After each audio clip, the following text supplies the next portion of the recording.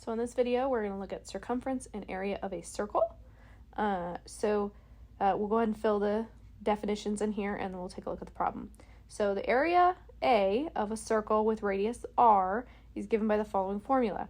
So we have A for area equals pi times the radius squared, and pi has to do with, it's a ratio between the circumference and the diameter of a circle. So it's definitely an important ratio. And pi is a symbol that is on the calculators. And sometimes Alex will ask you to leave your answers in terms of pi, and sometimes it will ask you to round your answers. So make sure you're reading your directions on that one. So the circumference, C, of a circle is given by the following formula. So we have C for the circumference equals 2 times pi times r. So area, that's always two-dimensional, so squared. Circumference is another way of thinking about perimeter, like when we were doing squares and rectangles. So this is just kind of the length around the outside of a circle. We call that the circumference. Now, 2 times r, if you remember the basic definition of r, which is radius. Radius goes from the center to the side of the circle. Well, a diameter goes from side to side, so it also goes through the center. So if we think about that, a diameter is a radius attached to another radius. It's 2 radii.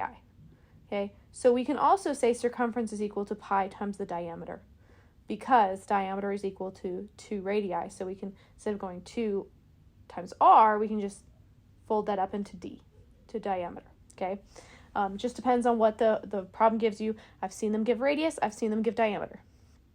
All right, so finding the area and the circumference of a circle with radius 3 meters. So we wouldn't really need the picture at all from this point on, but they do give us a picture, which is nice. But we could definitely do this without the picture if we needed to.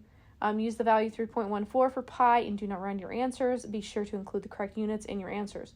So they're telling us to use 3.14. That is already rounded for us because 3.14 is a never-ending number.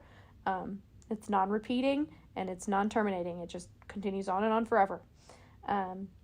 So they've already rounded that by asking us to use 3.14 instead of clicking the button pi, and they do not want us to round anything after that. They've already done the rounding for us. They're also telling you to make sure you include the correct units. So if we're doing circumference, that's a length, we just want meters. If we're doing area, which is two-dimensional, that's the space that it takes up, now I'm going to have meters squared. So you want to make sure you're choosing the correct one. All right, so for this area, we're going to have area times equals pi times r squared. So pi, they're asking us to use 3.14, and the radius was 3, so 3 squared. So 3 squared is 9, and then 9 times 3.14 is 28.26 meters squared. Again, it's area, so it needs to be a squared unit. Circumference, since it's the radius, I'm going to use this first one. So it's 2 times pi times r.